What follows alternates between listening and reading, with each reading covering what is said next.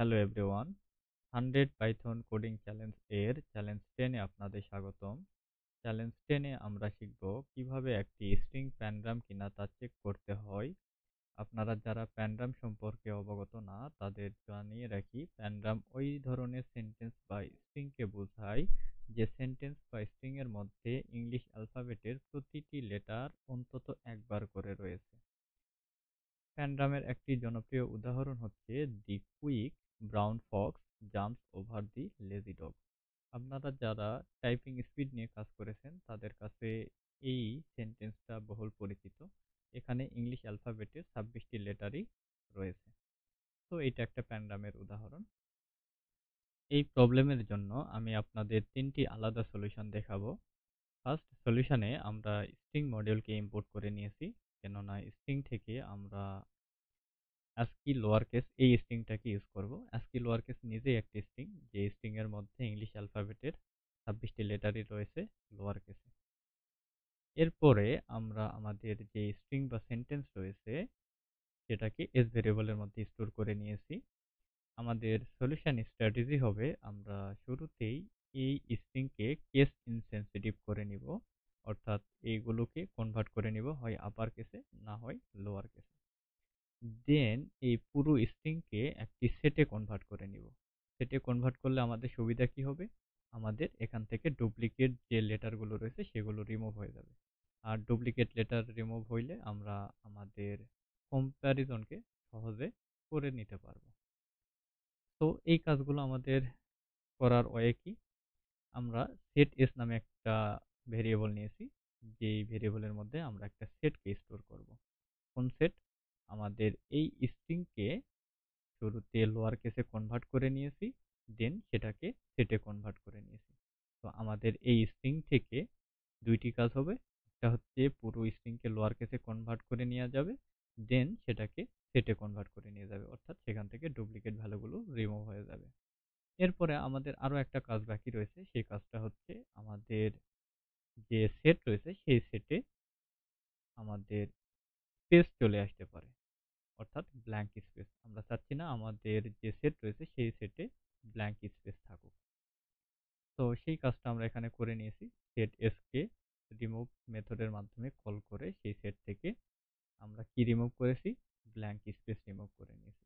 এরপর আমরা জাস্ট একটা লজিক্যাল ভ্যালু প্রিন্ট করতে চাচ্ছি, আইদার ট্রু অর ফলস। এর অর্থ হচ্ছে আমাদের যে স্ট্রিং রয়েছে এইটা কি প্যানগ্রাম অর নট।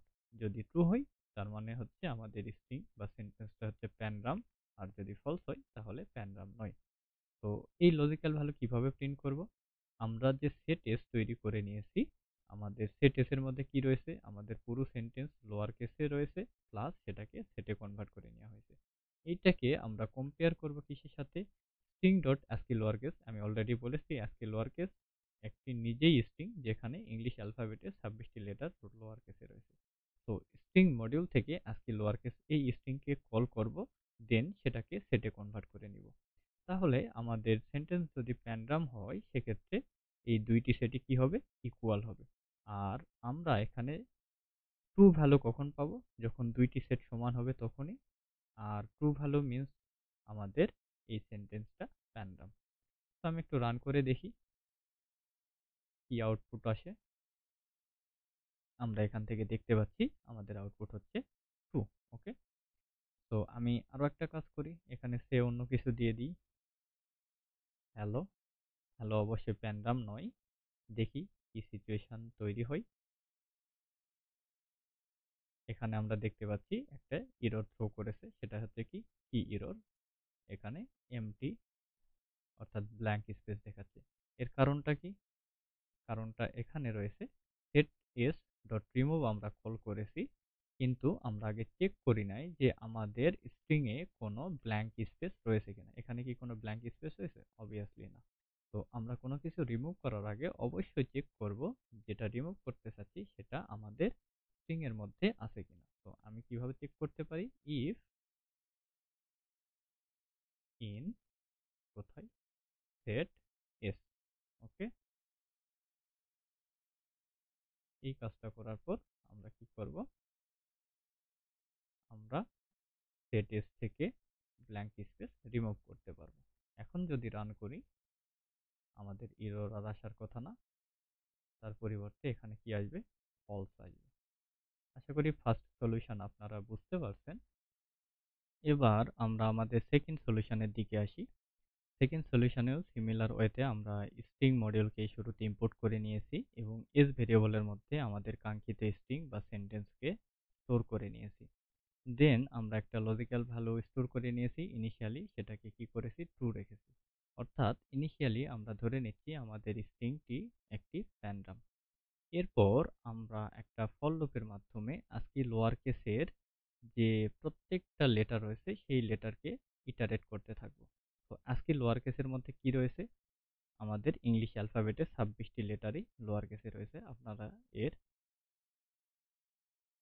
ভ্যালুগুলো এখানে দেখতে পাচ্ছেন। তো প্রত্যেক ইটারেশনে আমাদের ভ্যালুগুলো কি হবে? এখানে ইটারেটিভ ভেরিয়েবল হচ্ছে 4। তো 4 এর মধ্যে ফার্স্ট ইটারেশনে এ থাকবে, তারপরে বি থাকবে, তারপরে সি থাকবে, তারপরে ডি থাকবে, এভাবে জেড পর্যন্ত 26টা ইটারেশন এ আমরা 26টি লেটারকে অ্যাক্সেস করতে পারবো। দেন আমরা চেক করব প্রত্যেকটা লেটার আমাদের এই স্ট্রিং এর মধ্যে আছে কিনা। সে ফার্স্ট ইটারেশনের সময় এ রয়েছে, আমরা চেক করব এই স্ট্রিং এর মধ্যে এ আছে কিনা। তো এ আপার কেসে থাকতে পারে, লোয়ার কেসে নাও থাকতে পারে। তো এই সিচুয়েশন এড়ানোর জন্য আমরা কি করব? আমাদের স্ট্রিংকে লোয়ার কেসে কনভার্ট করে নিব। ওকে, দেন আমরা কি করব? সেকেন্ড ইটারেশনে বি পাবো। আবার আমরা চেক করব যে এই পুরো স্ট্রিং এর মধ্যে বি আছে কিনা। কোনো একটি লেটার যদি না থাকে, সেই ইটারেশনের সময় আমরা ইফ প্যানগ্রামের ভ্যালুকে কি করে দিব? ফলস করে দিব। আদারওয়াইজ আমাদের প্রত্যেকটা ইটারেশনে আমাদের ইফ কন্ডিশন কখনোই স্যাটিসফাই করবে না। সে এক্ষেত্রে আমাদের ইফ কন্ডিশন কখনোই স্যাটিসফাই করবে না। তো আমাদের ইফ প্যানগ্রামের ভ্যালু কি থাকবে? ট্রু থাকবে।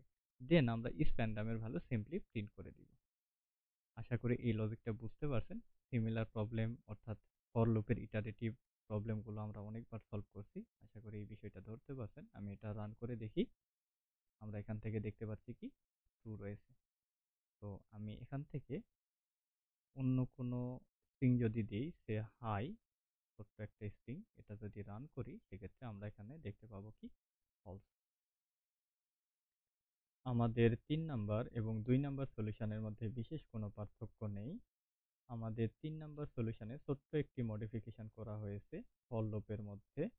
আমরা চেক করছিলাম ফর লুপের মাধ্যমে যে প্রত্যেকটা লেটার ভ্যালু এস স্ট্রিং এর মধ্যে আছে কিনা।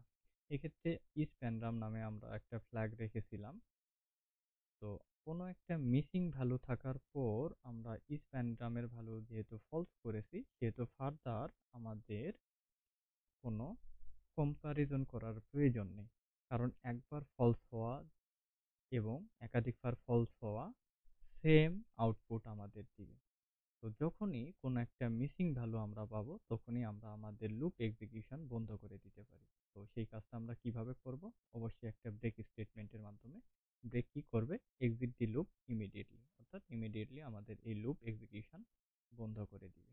আমরা সিম্পলি কি করে দিতে পারি? প্যানগ্রাম যে ফ্ল্যাগ রয়েছে সেই ফ্ল্যাগের ভ্যালুটা আমরা প্রিন্ট করে দিতে পারি। দেখি আমরা রান করে আমাদের সেম আউটপুট দেখাবে ট্রু। আমরা এখানে এটা রিমুভ করে দিয়ে ডিকুই পর্যন্ত রাখি, আবার রান করি, এটা কি আসবে? ফলস আসবে। তো কংগ্রাচুলেশনস, 10 নম্বর চ্যালেঞ্জ আপনারা সলভ করে ফেললেন। দেখা হচ্ছে নেক্সট চ্যালেঞ্জে নতুন একটি প্রবলেম এবং তার সলিউশন নিয়ে।